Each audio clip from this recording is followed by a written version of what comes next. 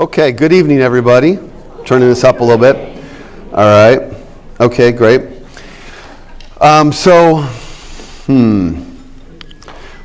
Pretty crazy day, right? Yep. So just so that we're all on the same page, let's just make sure that we're talking about the same thing. So there's, I bought some new shorts. All right. Okay.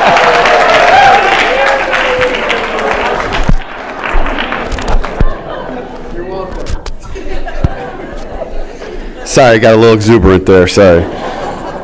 But so then we're talking about everything. So about a month ago, the Prime Minister closed the Parliament. This is what we're talking about here, right?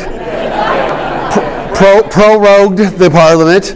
And then the Supreme Court today ruled 11-0 that Boris Johnson couldn't do that. So, yeah.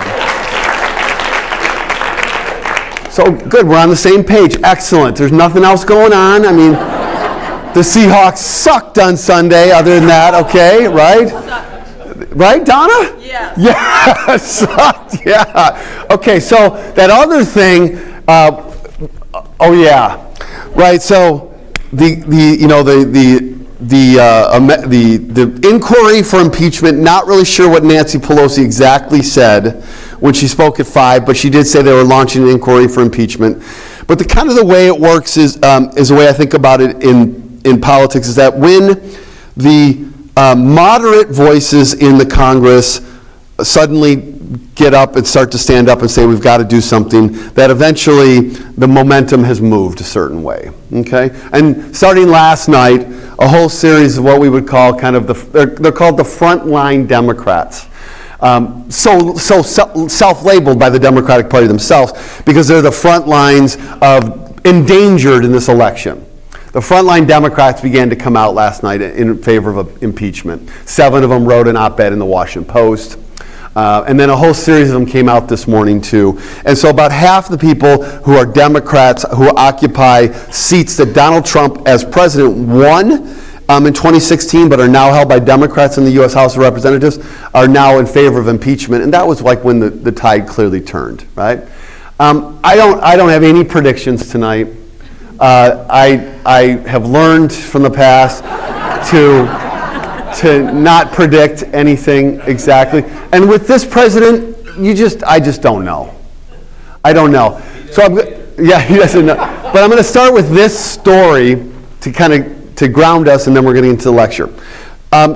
This last spring, I had a chance to go on one of the highlights of my life, a little baseball park road trip with my son, okay?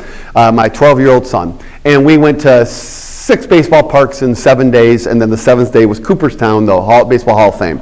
It was unbelievable. And it was all, I did it just solely for him. It was like solely, it's just, like, parents in the room back me up on this. One of the best things ever is when your kid asks you to do something that you really secretly want to do, but you play it out. You're like, well, I don't know. It's good. Are you going to clean the dishwasher for like the next 6 months for that? Okay, we'll do it. All right. So, anyways, on one of the baseball games, we were at the New York Mets in Citi Field, and we happened to be seated high up behind home plate. And this is New York, and there were a whole bunch of like younger people, 30s and 40s, that were drinking an awful lot of beer who were sitting around us, and they were enjoying the evening, and they were swearing and cussing and saying everything. And they were swearing and cussing and saying everything you could imagine, and my son loved this, right?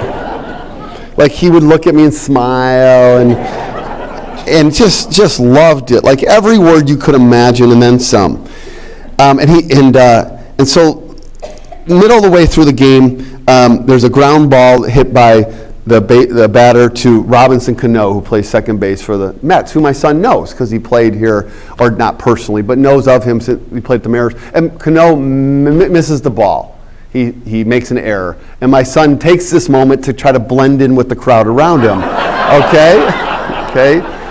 And says, but because he's 12, he knows that it's not appropriate to kind of step up to their level with the language. And so he says, keep your eye on the ball, do better. That's what he says.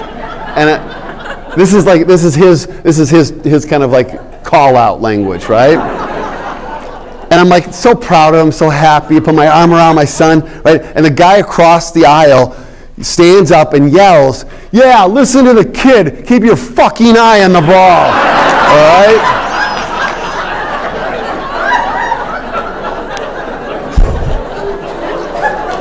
I know you guys have heard this one already, all right? Okay. And it's at this moment that my son turns to me with the biggest smile I've ever seen. And he says, I want to move to New York. All right? All right? So that's a true story. And it is also a metaphor for the way I'm thinking about where we're at.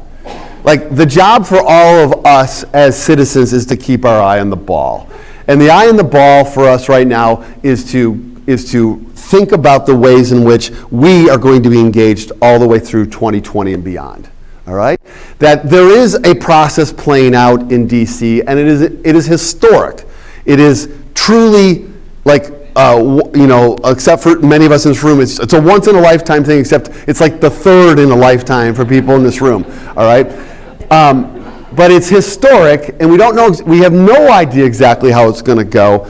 All I know is it's going to be volatile, and it's going to be dangerous, and that we have no guarantees.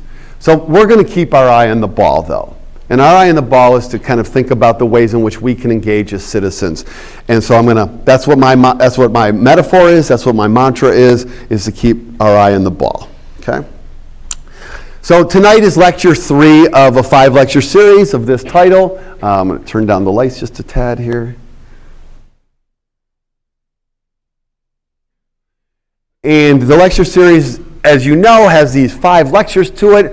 The first couple were about people who I argue are demagogues in the modern American political sense, and then how Trump emulates or intuits or picks up on their kind of worldviews. Tonight I want to begin the first of 3 lectures that are under a heading that I'll call kind of like all forward. It's all of us moving forward with all intensity as possible, with as much vigor and determination as we can have. And I want to talk about mindset tonight, message next week, and then in 2 weeks after that, mobilization. And we all have a role to play with all 3 of these M's. Okay, so tonight is mindset. Mindset, taking the road less traveled.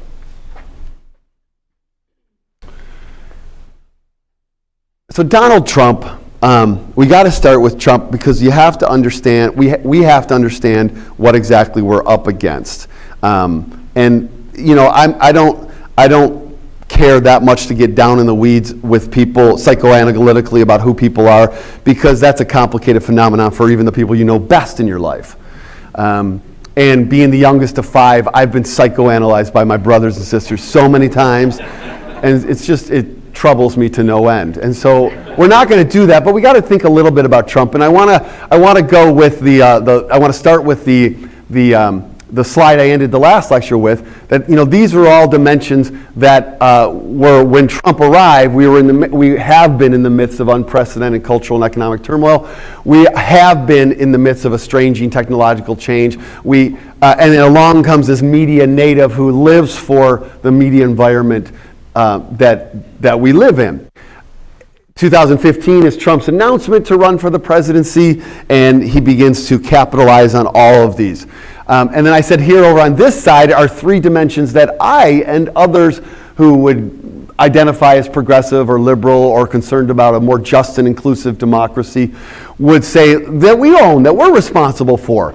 That the fact is that counter forces, people who would disagree with Trump and would want to argue against the worldview that he offers, were insufficiently alert, they were insufficiently we were insufficiently alert, we were insufficiently equipped, we were insufficiently engaged. And these are 3 different dimensions. Insufficiently alert is about what I'm going to call mindset. Insufficiently equipped is about how do we talk about what's going on and encourage each other and challenge others to step forward. And then the insufficiently engaged is us mobilizing and action. This is about action. So I want to think, that's where I come to think about this. And when I put this whole lecture series together back in January, I was really trying to figure out a template for myself, as well as one that I thought could make sense for how we move forward in a reasonably doable way, right? Because I'm not trying to talk to political strategists who are running campaigns for candidates. I did think that was something that I wanted to do, and there may be a portion of me that would like to do some of that in the not distant future. But right now, I'm really fixated on trying to talk to us as people who are everyday citizens and adults and try to make a difference in our daily lives. So that's my goal here, is to come up with a framework that we can adopt and utilize. So mindset, message, mobilization. All right. So how do you make change when you're in the midst of really difficult things? How do you do that socially and politically? There are moments in American history that we can look back upon and see people who made change. The suffragettes made change. The reality is that the abolitionists made change. The period of change that I've spent many years kind of studying and living in and being inspired by is the civil rights movement. And the long arc of American history would really suggest that the civil rights movement should never have made the gains that it made, given everything else, all of the horribleness of our history and the oppression and racism. So the fact that they did make the gains that they made in roughly a kind of 10-year window of tremendous pain, but also tremendous progress, is an outlier in the American story. So it's really an interesting one to me.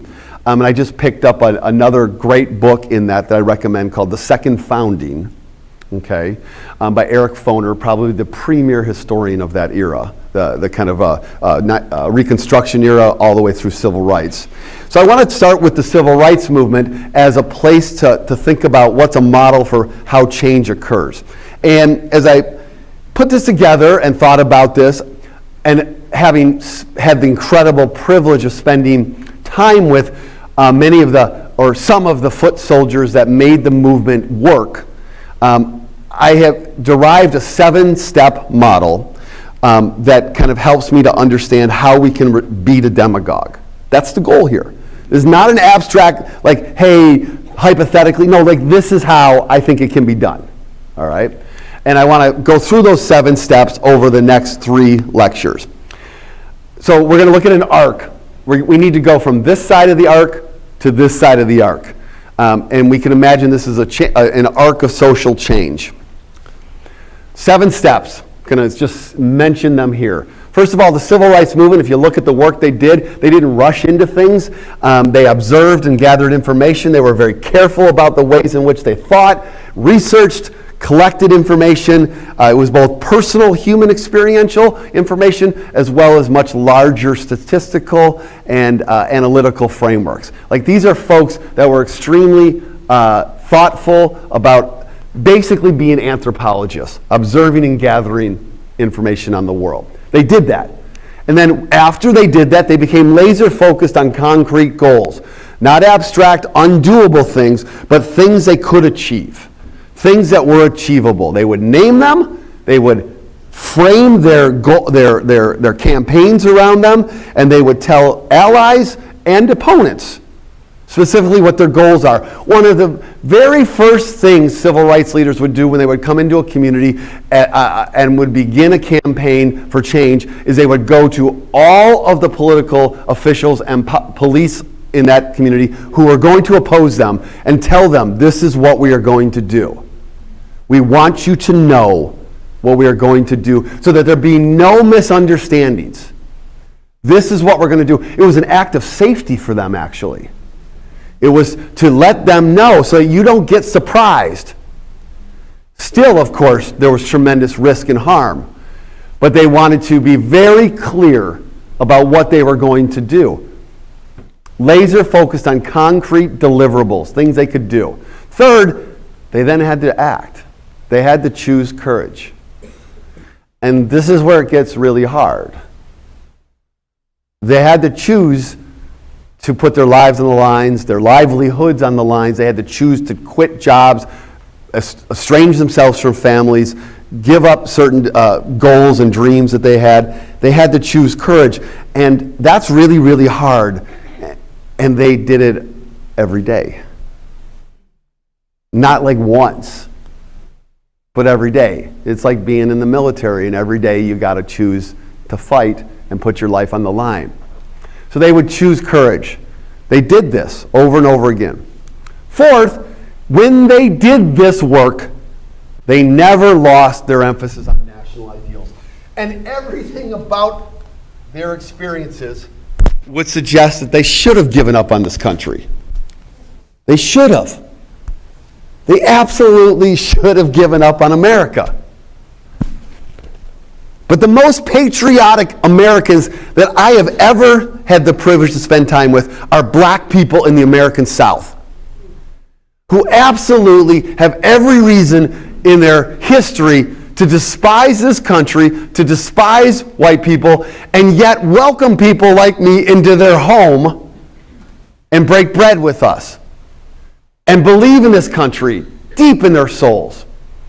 One of the great heroes of my lifetime that I had the honor to meet was a guy by the name of Bob Moses.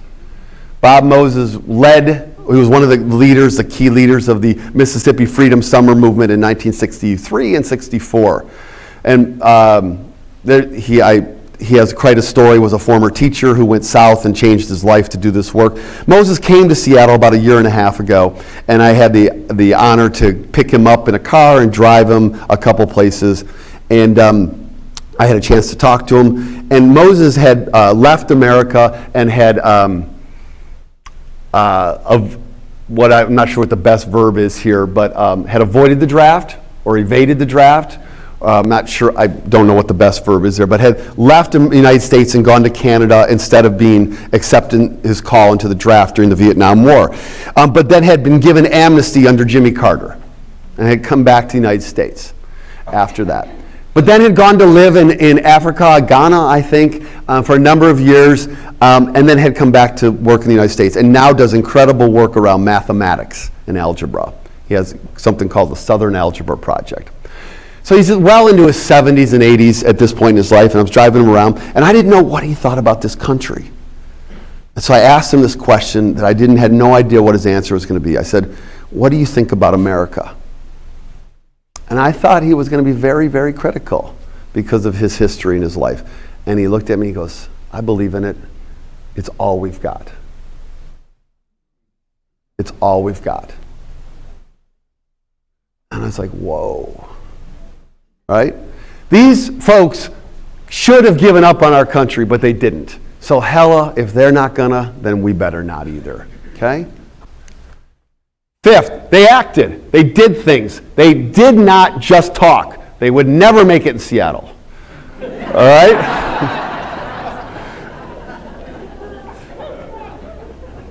They have what we might call, and in some of the work that you're going to hear about in a couple lectures, a bias for action in their work, which I'm all for. Bias for action. Let's forget the perfect. Let's do the best we can today. We'll come back tomorrow, do the best we can tomorrow. They acted on their plans. And then they sustained despite hardship, because of course it was horrible. Of course it was very difficult. But they sustained, even when people were killed, even when people were harmed, even when they themselves were endangered, or family members lost jobs, and so on. And then they would assess and they would move forward, not quitting. So victory or defeat, assessment and move forward. One of the things that was hard for me when I learned about the Civil Rights Movement, because I'd heard only initially for much of my life the positive kind of iconic wins, was to read about the so-called losses. I didn't want to read about those. But they're there. They're not really losses, though. They were moments of learning that allowed them to later do other things. But in our stories that we tell as you dive into the history, the losses of lives, the losses of not getting the goals that they set out on number 2 on, not getting the goals. They spent months and months and months in Albany, Georgia, and did not get the outcomes that they wanted. But the reality is they would assess and move forward, and That can be really hard and challenging. So this is 7 steps of kind of like a model of the civil rights movement, of how the work can be done. Okay? I want to use these to break them into 3 areas. Mindset is the first 3.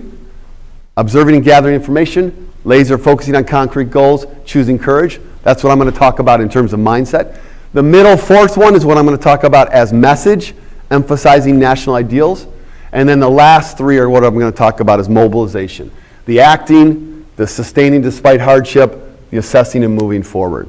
So the first 3 tonight are the part I'm going to focus on for mindset. Okay? All right, so Donald Trump. What is Donald Trump's mindset? Well, that's an impossible to answer question. All right? It's impossible to answer. On the one hand, it's impossible to answer. On the other hand, there's a large pattern of evidence that suggests a certain set of behaviors and worldviews that are fairly predictable. All right? I don't know if he genuinely believes them, because we never know what a demagogue actually believes, but we do know their behaviors. And so we can pick out some of those. And if we're going to understand him, we got to understand the McCarthy connection that exists for Donald Trump, the Joseph McCarthy connection. So Trump picks up the language and emulates that narrative of demagogues. Certain people are endangering this country. I alone can save you. I do this for everybody, not me. And the show is on all the time. That narrative, he picks up these pieces of previous demagogues and emphasizes similar dimensions. So he picks up the discourse, kind of, that'd be like a big fancy word. He kind of picks up the discourse of previous folks. But there's also a very tangible connection to Joseph McCarthy for Donald Trump that is imperative for us to understand. And that is a gentleman by the name of Roy Cohn. Right? I mentioned Roy Cohn when I talked about Joe McCarthy. He was a lawyer for Joe McCarthy. So I'm going to quote a little bit from Vanity Fair about Roy Cohn and who was Roy Cohn, and connect him to Donald Trump. So this is a piece from Vanity Fair. Roy Cohn was best known as a ruthless prosecutor. During the Red Scare of the 1950s, he and Wisconsin Senator Joe McCarthy, the fabulist, that's a person who lies, and virulent nationalist crusader, had hauled dozens of alleged communist sympathizers before a Senate panel. Earlier, the House Un-American Activities Committee had skewered artists and entertainers on similar charges, resulting in a trail of fear, prison sentences, and ruined careers for hundreds, many of whom had found common cause in actually fighting fascism. This is Cohn next to McCarthy at some of his hearings in 1954. So here's Roy Cohn.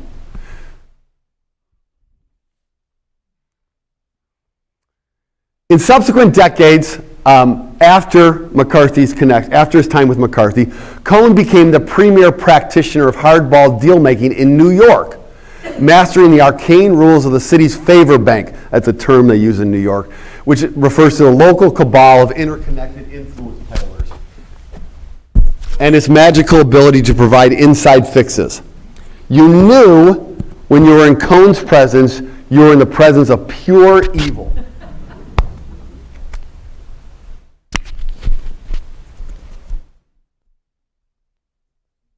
Said lawyer Victor A. Kovner, who knew him for years. Cohn's power derived largely from his ability to scare potential adversaries with hollow threats and spurious lawsuits. And the fee he demanded for services, ironclad loyalty.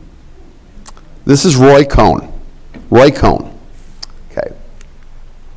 A little bit more from Vanity Fair. As Donald Trump would later tell the story, he ran into Cohn for the first time in 1973 at Le Club, a members-only night spot in Manhattan's East 50th Street numbered, where models and fashionistas and Eurotrash went to be seen. The government has just filed suit against our company, Trump explained to Cohn, saying that we discriminated against blacks. What do you think I should do? Tell them to go to hell and fight the thing in court and let them prove you discriminated, Cohn shot back. The Trumps would soon retain Cohn to represent them. The Trumps hire Roy Cohn in the 1970s to become one of their lawyers. Now from the New Yorker. one paragraph. Cohn, who had been an aide to Senator Joe McCarthy in the 1950s, was a political fixer and lawyer who represented New York power brokers, from the Yankees owner George Steinbrenner to the mob boss Carlo Gambino. Trump was one of his favorite clients. Before Cohn's death of AIDS-related complications in 1986, the two men talked up to 5 times a day and partied together at Studio 54 and other nightclubs. Roy was brutal, but he was a very loyal guy, Trump told the writer Tim O'Brien in 2005. He brutalized for you.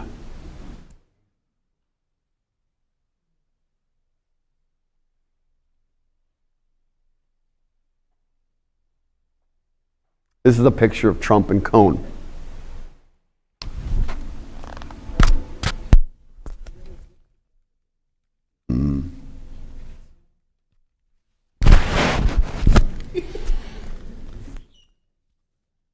So here's Trump at a press conference with Roy Cohn.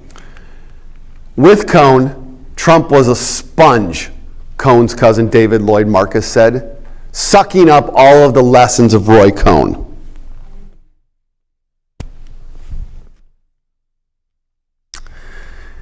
We can track this influence of Cohn on Trump through his actions and behaviors, and I'm going to do that in a moment. But I want to share a couple quotes where Trump himself tells us about his longing for Cohn. In March 2017, when he was trying to fire Jeff Sessions, who looks really great these days, as Attorney General, the president yelled, "Where's my Roy Cohn? He wants a lawyer who will brutalize other people for him. He wants a lawyer who will fight like hell for him." This is why he consistently refers to Attorney General Barr right now as his lawyer, when he's really the Department of Justice Attorney General. He wants someone who's going to be his Roy Cohn. And in fact, there's a documentary out right now. This title, "Where's My Roy Cohn?" So if you want to go check it out, go watch it. I have no money at stake on this, but this is out right now. And it's taken from exactly that quote from Trump. "Where's my Roy Cohn?" In January of 2018, when he was talking to Don McGahn, who became White House counsel, which is not the same position as the Department Attorney General, but nonetheless works in legal affairs for the White House, the president then asked, "What about these notes? Why do you take notes? Lawyers don't take notes. I never had a lawyer who took notes." McGahn responded that he keeps notes because he is, quote, "a real lawyer." Okay? That's some good shade right there, okay?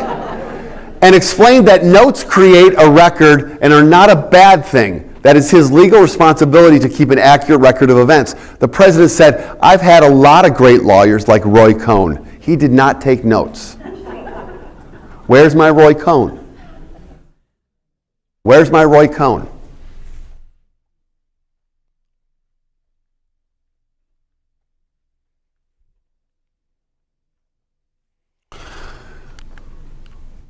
Okay, so knowing that McCarthy's connection to Trump is bridged by Roy Cohn, let's take that mentality that Cohn lived out. He was a terrible human being. You can read about him, you can go see the documentary, but these 3 characteristics might roughly be some of the ones, they would certainly be some of the characteristics, but probably not all of them, that define Roy Cohn.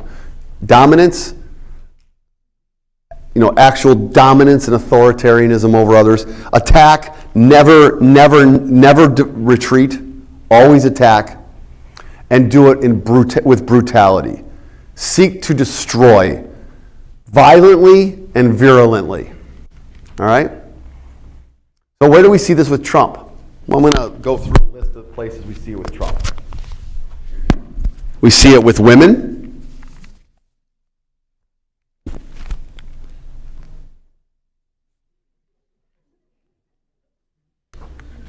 We see it towards people of color, and I want to show you a couple clips that kind of pull this out. Now, none of this is stuff you don't know, but it is important for us to kind of spend some time looking at it.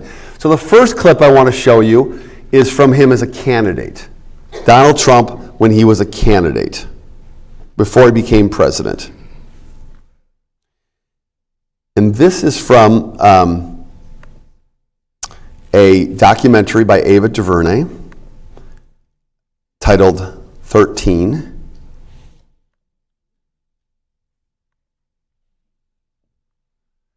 And it's a clip as part of it, and I recommend it, but I also recommend that you take it and kind of sit with it and process it and reflect on it. This is a clip we're talking, it's not about Trump right at the beginning, but it will pivot to Trump. That is Angela Davis.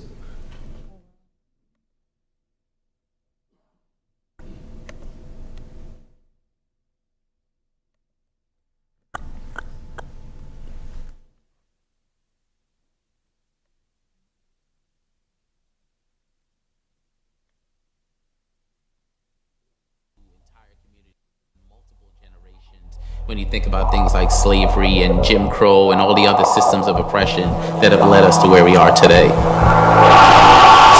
fun. I love it. I love it. We having a good time?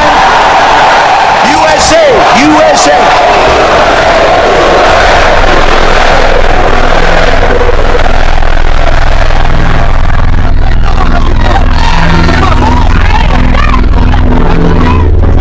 Knock the crap out of him, would you? Seriously.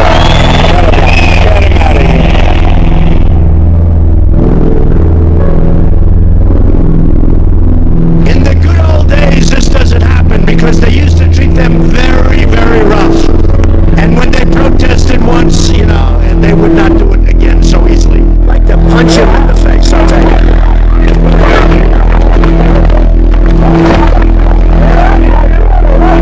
I love the old days. You know what they used to do to guys like that when they were in a place like this? They'd be carried out on a stretcher, folks. That's true. Next time we see him, we might have to kill him. In the good old days, they'd rip him out of that seat so fast. Shut up! Shut the hell up! No, I would not shut the hell up. Why are you even here? Get the fuck out of here, man. Hey, go, mate. Get out of here, man.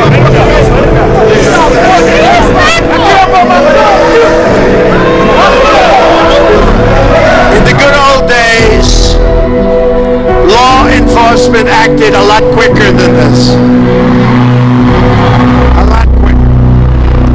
And we're going to enforce the law, and Americans should remember that if we're going to have law. I am the law and order candidate. We thought, they called the end of slavery Jubilee. We thought we were done then. And then you had 100 years of Jim Crow, terror, and lynching. Dr. King, these guys come on the scene, Ella Jo Baker, Fannie Lou Hamer, we get the bills passed to vote, and then they break out the handcuffs. Label you felon, you can't vote or get a job. So we don't know what the next iteration of this will be, but it will be. It will be. And we will have to be vigilant. Vigilant. Vigilant. That was Van Jones at the end, a commentator. Now I want to play another clip, which is very recent.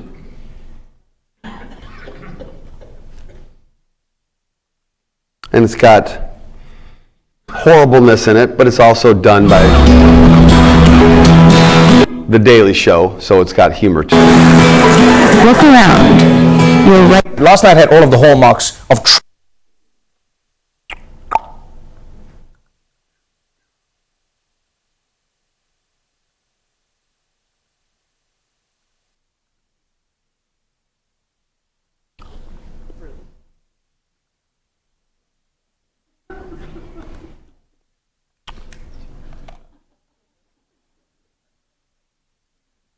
So you might, be worried, like, is it okay to laugh when you're watching this stuff intermingled with the seriousness of it? And yeah, as long as you're respectful of the horribleness of it.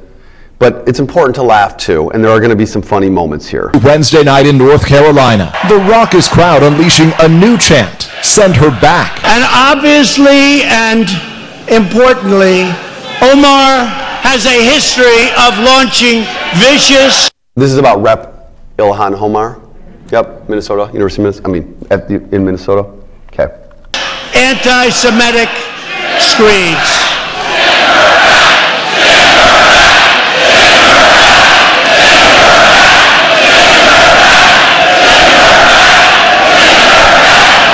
Wow. Send her back.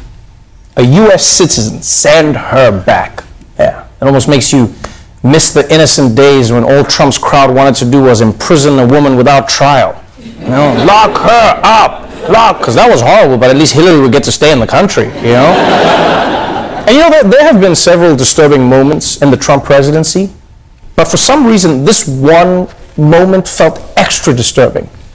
It's the same way I felt when Ted Cruz grew a beard. Like I didn't think it could get any worse, but here we are. And I'm far from the only one who felt that way about this moment in the rally. I mean, pretty much everyone who watched this thing was sickened by what they saw. A group of Republican congressmen even personally expressed their concerns about it to Mike Pence in a secret morning meeting. Yeah. And the backlash was so intense that even the president himself tried to distance himself from his crowd. When your supporters last night were chanting, "Send her back," why didn't you stop them? Why didn't you ask them to stop saying that? Well, number one, I think I did. I started speaking very quickly. It really was a loud, I disagree with it, by the way, but it was quite a chant, and I felt a little bit badly about it, but I will say this, I did, and I started speaking very quickly, but it started up rather fast, as you probably noticed. I was not happy when I heard that chant. Wait, what? Sometimes I think this guy thinks like cameras don't exist. It's just like, how is Trump going to say he wasn't happy with that chant? He inspired the chant. He's the one who tweeted they should go back, right? I mean, he said it in his speech. We saw it. He said it. This would be like the DJ turning on a crowd. You know, like the DJ's like, "Everybody make some noise!" And the crowd's like, "Ah!" He's like, hey, we got neighbors. Come on, man. It's a Tuesday night. People have things to do. Come on. And like, I don't know what's worse. I don't know what's a worse lie. Trump saying that he didn't like the chants, or that he quickly stopped the crowd from chanting. He said that I quickly stopped them. He didn't stop anything.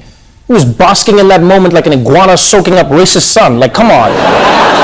Like, he let that chant go on for so long, Usain Bolt could have won a gold medal in that time. Yeah, and that sounds like a joke. It sounds like a joke, but it's also completely true.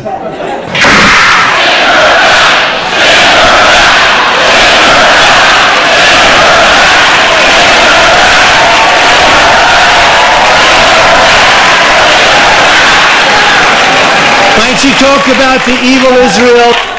You see that? Everyone crossed the line before Trump stopped the chants. And look, here's the thing, like, we've seen this before from Trump. If you remember, he's done this. He gets his supporters worked up, he pretends to be shocked, and then it becomes one of his greatest hits when he's on the road. He did the exact same thing with Lock Her Up. Exact same thing. Came out, they shouted, "Lock her up," and then when they asked him, he was like, I can't believe it. I don't like it. I don't want Hillary to go to jail. And then like a few months later, he was like, That's Trevor Noah, the host of The Daily Show.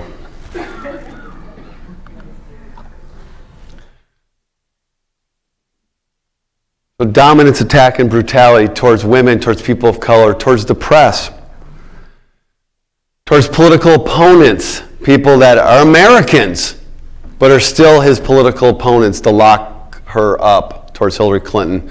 Or what he said yesterday about Joe Biden.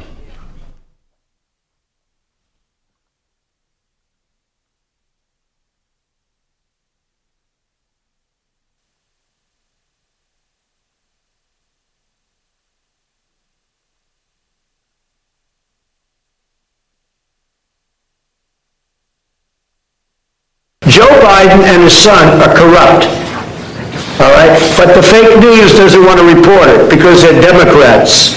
If that ever happened, if a Republican ever did what Joe Biden did, if a Republican ever said what Joe Biden said, they'd be getting the electric chair by right now.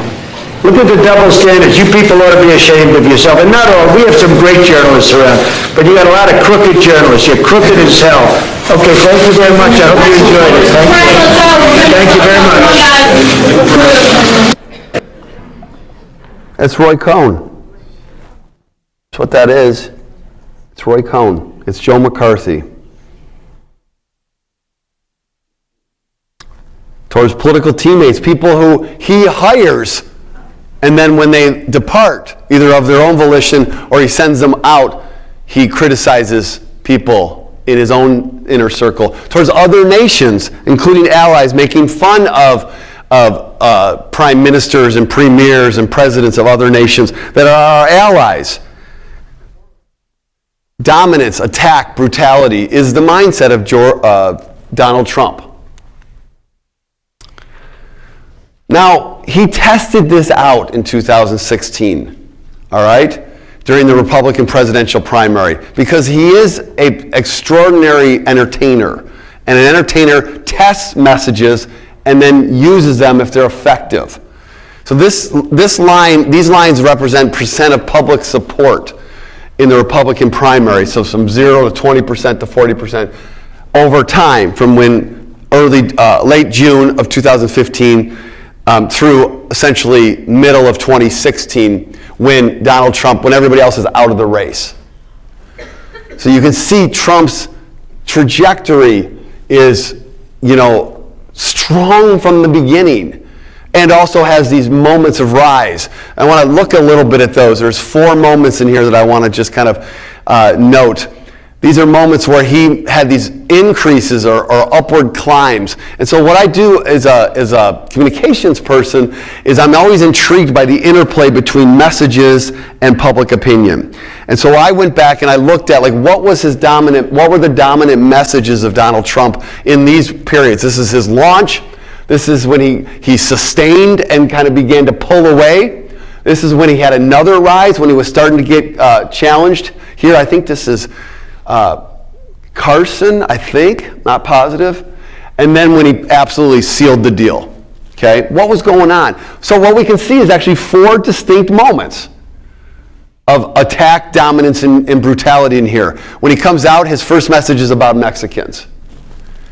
Mexicans are dangerous. Rapists, criminals are coming over here. He from the moment he comes down the escalator and gives his opening address, it's an attack on Mexican Americans and Mexicans. Then, once that is a sustained kind of foundational message, he comes along with his attack on Carly Fiorina and Megyn Kelly, who is a debate moderator, famously making statements about how ugly Carly Fiorina is, in his views, and Megyn Kelly, and about blood coming out of various places for her. Very hostile statements. Then in here we have him going after Muslims, and this is when he says, I'm going to have an absolute and total ban on Muslims in this country. All right, what happened? He goes up in terms of public approval. And then lastly, when he kind of pulls away and seals the deal, this is when he's attacking his last couple folks in here. I think this is Rubio. Little Marco, who he labeled Marco Rubio, Little Marco. He's always got these cute little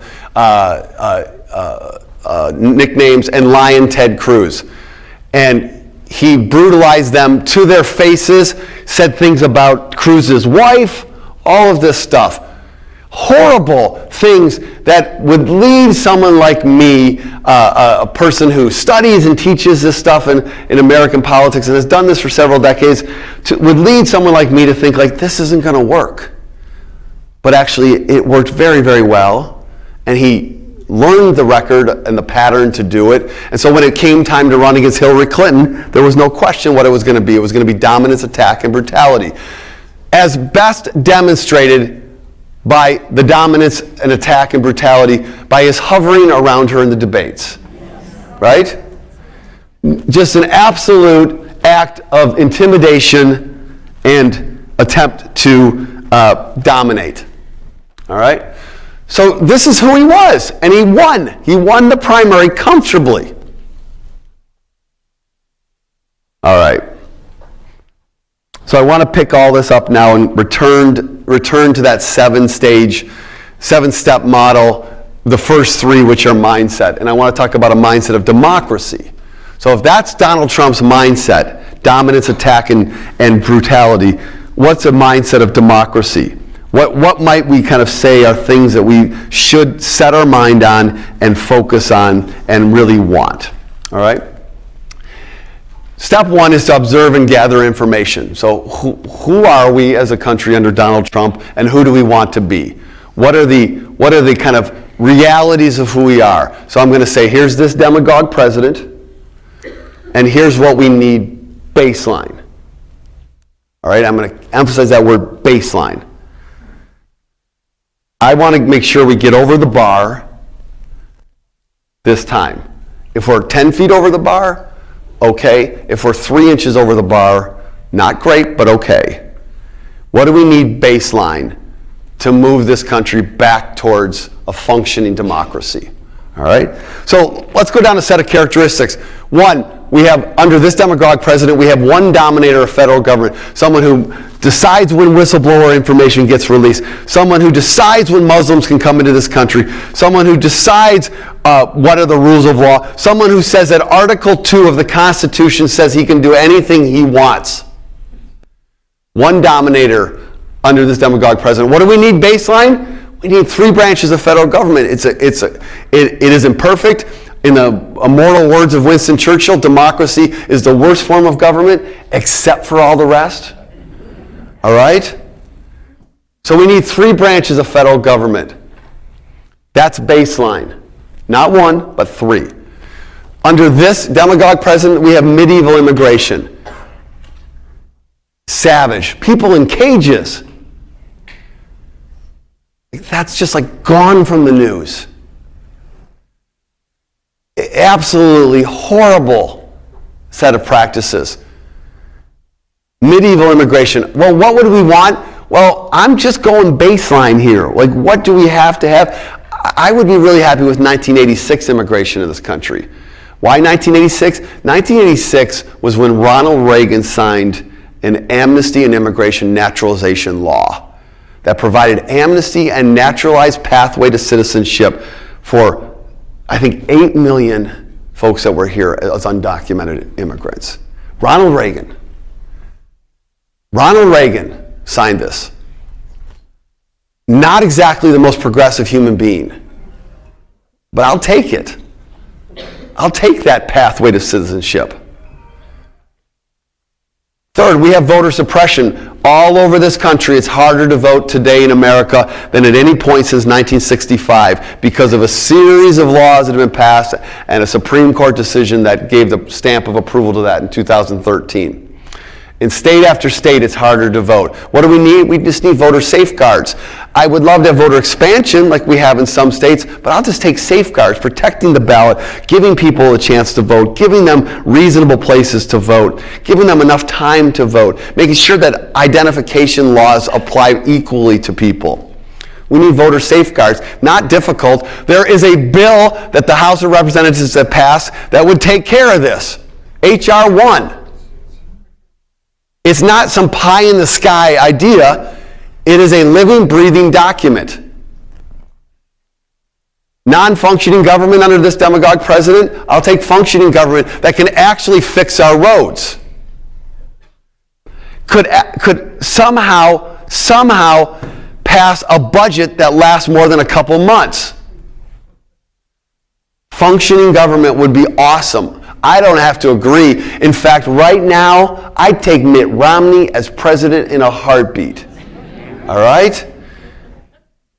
Because Romney, although in so many respects not near the person I want to be president of the United States, nonetheless respects these things over here. Over here, we have a judiciary that's white and male. What the president gets to do, and then with the approval of the Senate, is to appoint federal judges. Federal judges are lifetime appointments. They are never removed. They are not voted upon. They are lifetime appointments. President Trump appointed his 150th federal judge on September 16th. a week ago. At this point in his presidency, Barack Obama had appointed 96 judges. Donald Trump's appointed 150 because Mitch McConnell has made it smooth to do. That's the one thing the Senate is doing very, very effectively.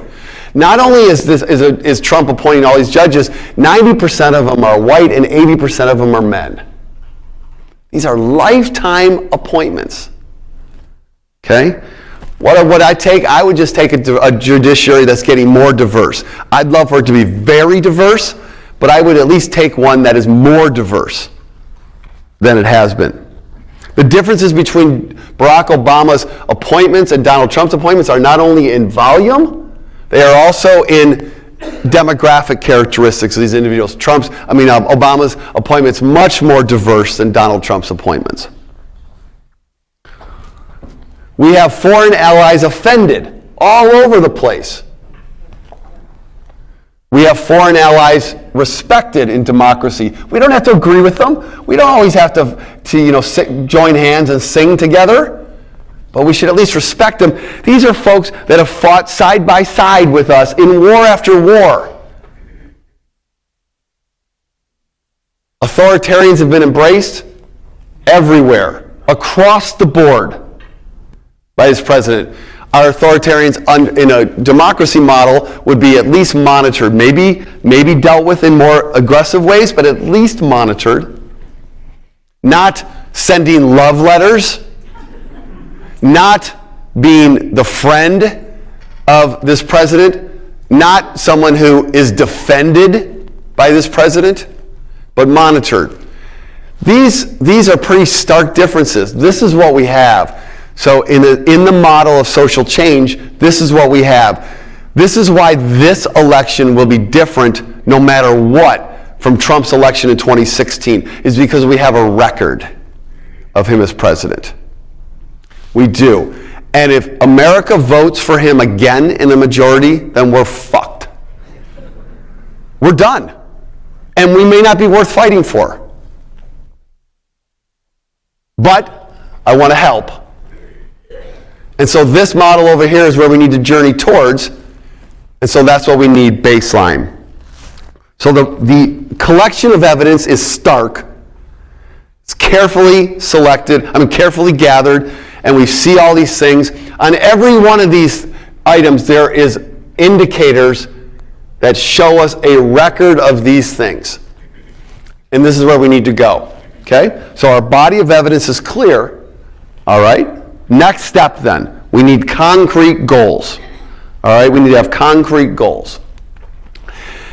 Forgot about this one. The press attacked. At least the press should be tolerated. You don't have to love them, but they should at least be tolerated. It's the First Amendment. It's a free press. So they don't need to be attacked. The clip I just showed you, they're lying criminals and crooked and all that. Well, we should at least tolerate them. Every president in my lifetime previous to this one had an adversarial relationship with the press, including Barack Obama.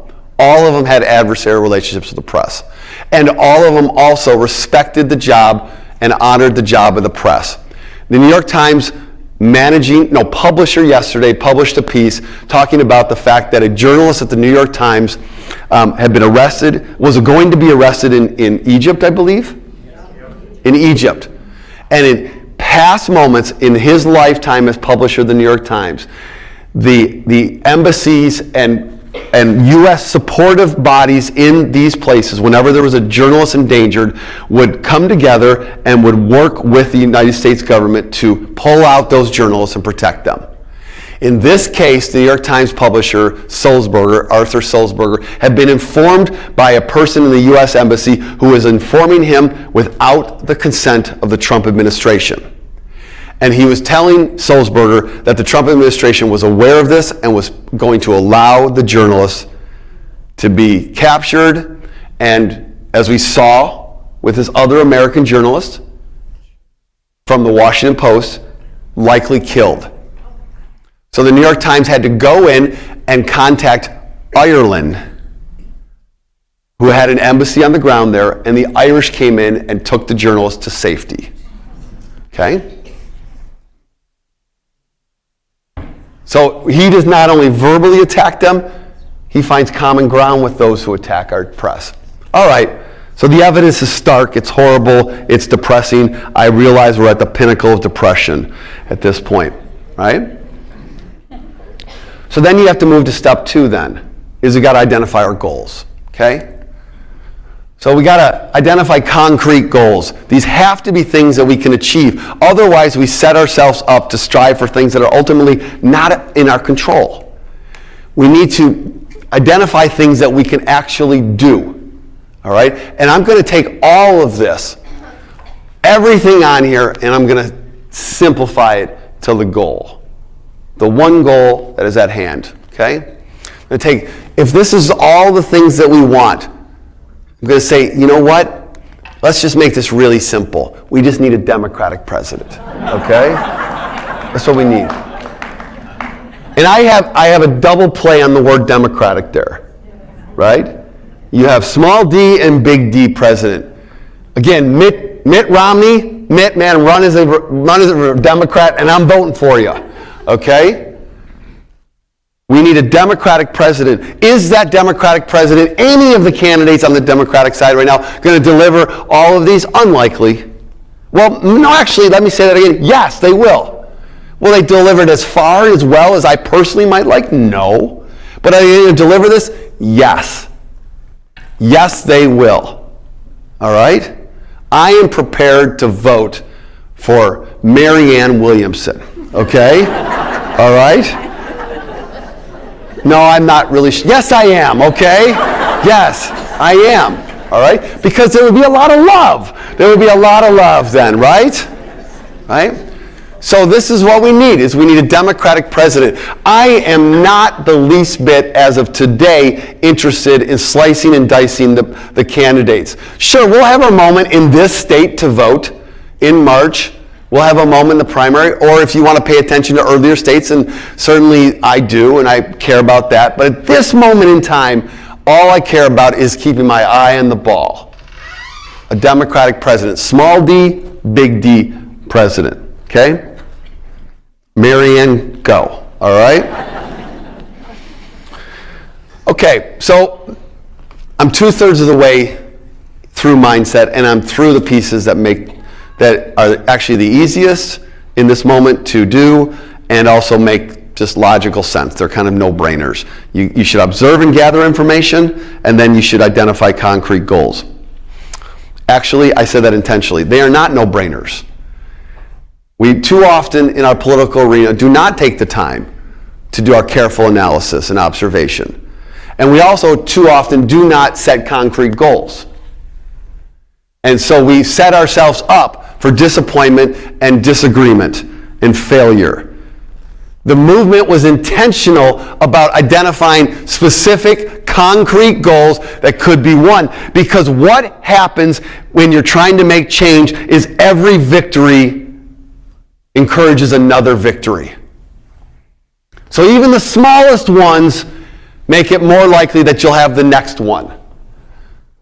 So these steps of identifying what is the current reality, evidentiary reality, and then what are our concrete goals, are actually essential setting of the mind. Mindset is a noun, but it is also a verb, the setting of the mind. Okay. And then we get to the most difficult part of the mindset, choosing courage. Even for those people who are kind of either hardwired or just have learned to or have to be people of great courage, it's never easy to choose courage.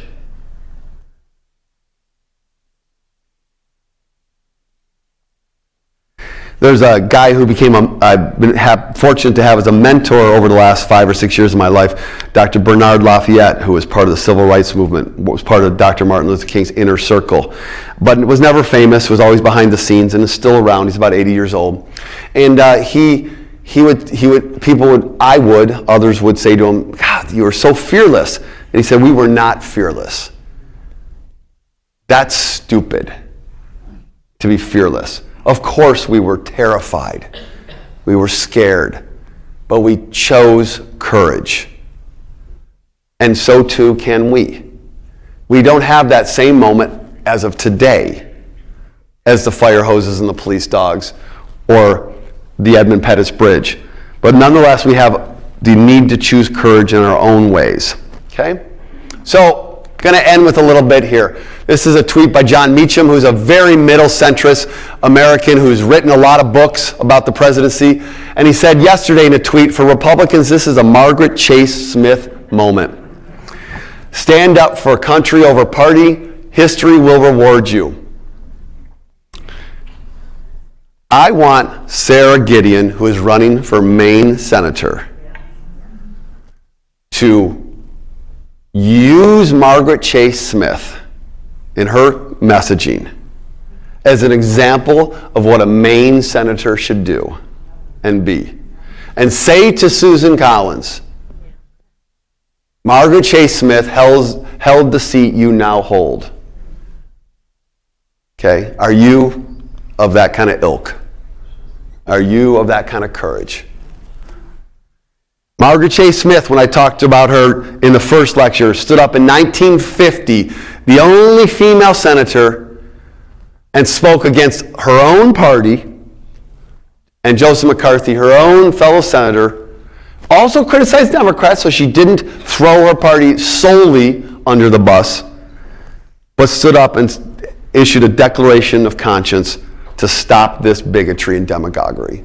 This is what John Meacham says in very poetic terms. When John Meacham says this, we're ready for impeachment. He is an absolute centrist commentator and journalist in the American arena. Former editor of Newsweek. See that little red heart there? How many of you know what that red heart means? That means I liked it. Okay? That's what that means. It means I liked it, I hearted it, okay? Just a little Twitter insider information for you all, right? Okay? So that's what Republicans need to do. And this is why this is one of the 3 or 4 reasons why I'm really glad that we're moving towards impeachment hearings, is that if we go all the way through this process, every Republican will have to vote on this. And I believe that what has occurred with the Ukraine situation is a unification of the Democratic Party and a division among the Republican Party on this. And we're going to see who the Margaret Chase Smiths are out there. Right? We're going to see. All right? So that's for the Republican leadership. But as I said at the beginning of the lecture, I want to talk about us and what are we going to do. And I want to end tonight by talking and then reading from some things written by M. Scott Peck. So Scott Peck is a psychologist. He's passed away now, but he wrote a really important book that my older siblings read and left on the bookshelf that I came across one day as I was growing up and got to be about 19 or 20 years old. And that book is The Road Less Traveled. National bestseller in 1979. It's a book about spirituality, psychology, health, sacrifice, faith, disappointment, fear, lots and lots of things. And it's as the title says, the road less traveled. How do you live the life of kind of moving along the road less traveled? And it's a book that was one of 5 or 6 in my life that changed my life, because it helped me to understand a whole bunch of things that I had to kind of come to terms with that were good or bad in my life, but it helped me to understand why they were there and what if I wanted to live a life of health, could do, if I wanted to live a life of taking a road less traveled. All right? And I want to read from the opening portion of the book. So this is a book, a copy I bought a couple years ago.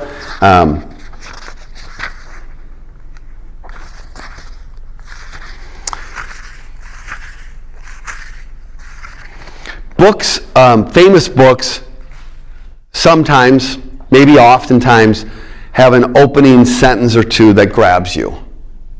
That's why, like when you pick it up in the bookstore, back when there were bookstores. When you pick it up at the bookstore, you'd read the first little bit and you'd be captured. This book has one of the most famous opening sentences of any books you'll ever read.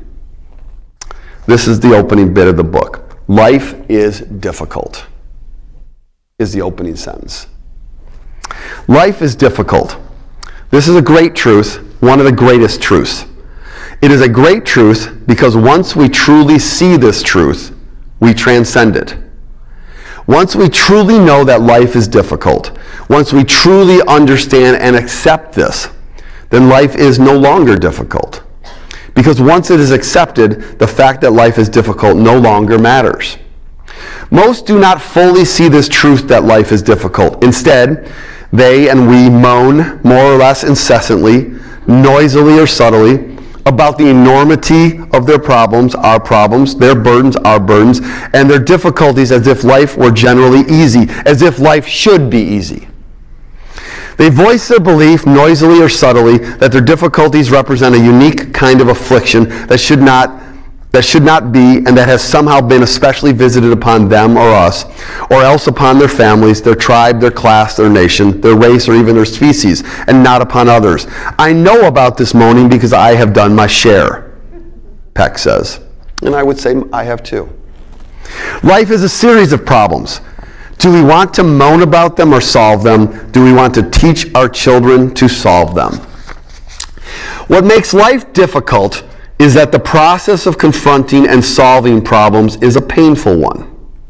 Problems, depending upon their nature, evoke in us frustration, or grief, or sadness, or loneliness, or guilt, or regret, or anger, or fear, or anxiety, or anguish, or despair. These are uncomfortable feelings, often very uncomfortable, often as painful as any kind of physical pain. Sometimes equaling the very worst kind of physical pain. Indeed, it is because of the pain that events or conflicts engender in us. Indeed, it is because of the pain that events or conflicts engender in us all that we call them problems. And since life poses an endless series of problems, life is always difficult and is full of pain as well as joy. Just about done. Yet it is in this whole process of meeting and solving problems that life has its meaning. Problems are the cutting edge that distinguishes between success and failure. Problems call forth our courage and our wisdom. Indeed, they create our courage and our wisdom. It is only because of problems that we grow mentally and spiritually. When we desire to encourage the growth of the human spirit, we challenge and encourage the human capacity to solve problems. Just as in school, we deliberately set problems for our children to solve. It is through the pain of confronting and resolving problems that we learn. As Benjamin Franklin said, those things that hurt, they instruct. It is for this reason that wise people learn not to dread, but actually to welcome problems, and actually to welcome the pain of problems. This is a life of courage. This is the road less traveled. That is really hard stuff.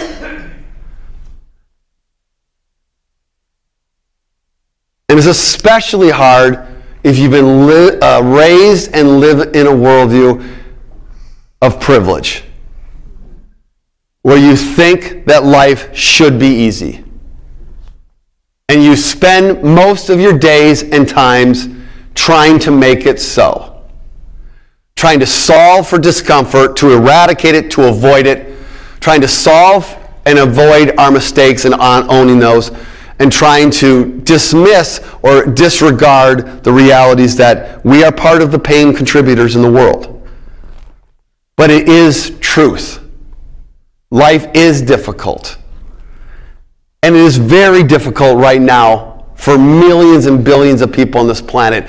And the nation in which we live, and the president of this nation, is a deep cause of that. And we are not helpless. We are not. We are no more helpless than we are when we're trying to take care of our health. We know steps to do when we have illnesses. We know things to do. We know how to treat ourselves. We don't always do them, but we know these. And so today, the reality is that we need to take steps. We need to have a Democratic president. Anybody who honors the small d, democracy, I'm on board with. I really am. I don't care. I'm on board. All right? And so the question for us then is, are we going for our democracy now and for all who ever fought or will ever fight for democratic values, for them, for us? We must take the road less traveled. We have to stand up, confront the problem that is here, that we have helped to contribute to, and say, in this moment, we need to have the same courage in our own ways as people who have fought and died for this country, whether on battlefields or in our streets. Okay? There are no guarantees. There are none. But we need to set our mind to this. Because once we set our mind to it, then we're in. So that's the question I'm going to leave you with this week, is, are you really willing to set your mind to this, as opposed to step one, observe and study? Step one's not enough. We got to go through 2 and 3. Okay? And if we do, I believe that we can finish, and this is my last bit here, we can finish with what the director of Roy Cohn, Where's My Roy Cohn says. The director and producer of Where's My Roy Cohn is Matt Turnauer. Turnauer said Roy Cohn got away with it until he didn't. Cohn was eventually disbarred, thrown out of the legal profession, suffered a very difficult health matters. His own identity as a gay man was revealed to his own deep humiliation because of his self-loathing. And at the end of his lifetime, Trump and Cohn, so tight like this, Trump dropped him like a hot potato because he was no longer useful to him. So for Roy Cohn, it worked until it didn't. Are we in that moment for Donald Trump? Are we in that moment for Donald Trump? Yes. Yeah. I didn't actually say that rhetorically, but I respect that it came back that way. So we are not in Congress. We will not be able to vote. However, we can try to influence how they will vote. We can act. We can engage. And so I ask you to come back for the next 2 lectures and we're going to talk about it. I'll see you later. Okay?